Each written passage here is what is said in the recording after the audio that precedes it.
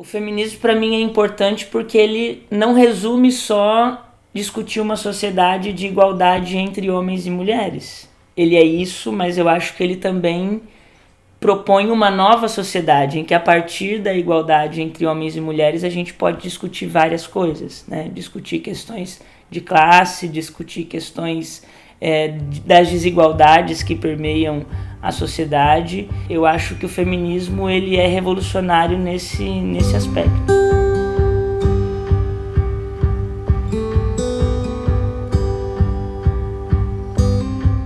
Eu sou Carla Cimara Luciana da Silva Aires, ou simplesmente Carla Aires, candidata a deputada estadual pelo Partido dos Trabalhadores.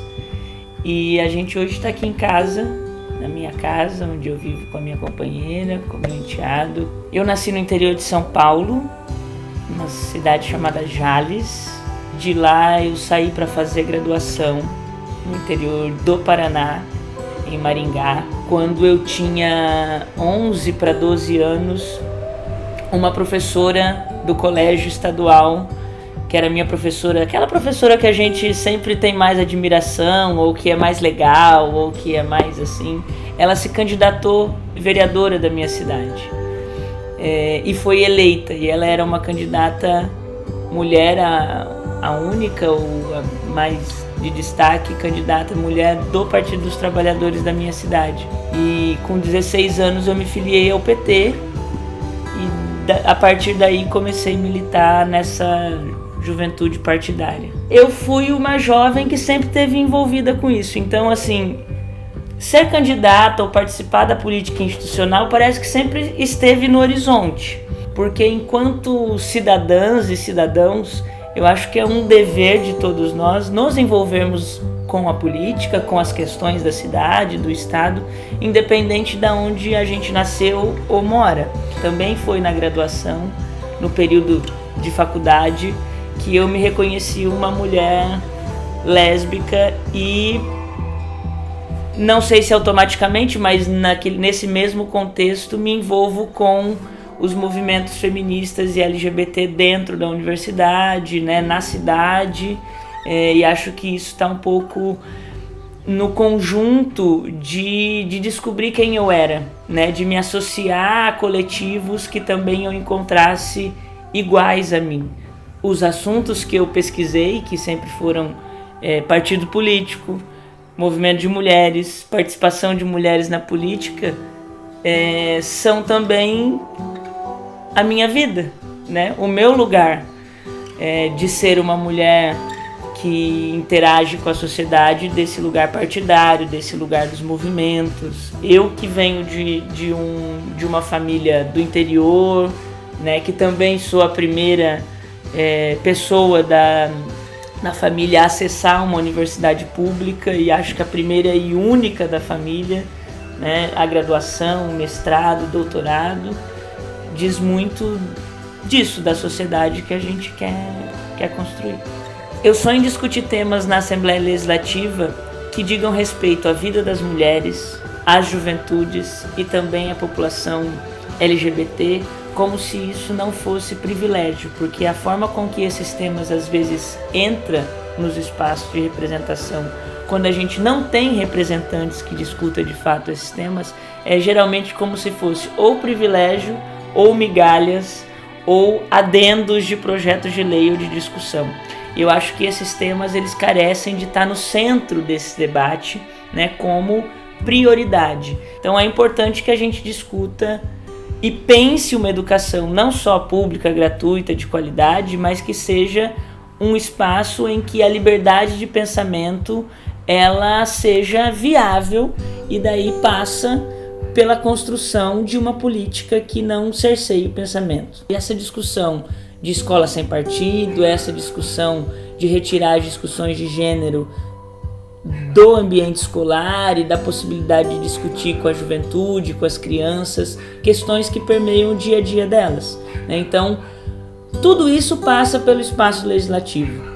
Passa a discussão de um plano de educação, o que vai ser discutido, passa a verba que vai, passa o debate da qualificação e da valorização dos professores. Se a gente não muda quem está pensando, o que é pensado é muito restrito também. A política de drogas, por exemplo, hoje no Brasil, ela tem um limite muito tênue do que é o consumo de drogas e o que é o tráfico de drogas.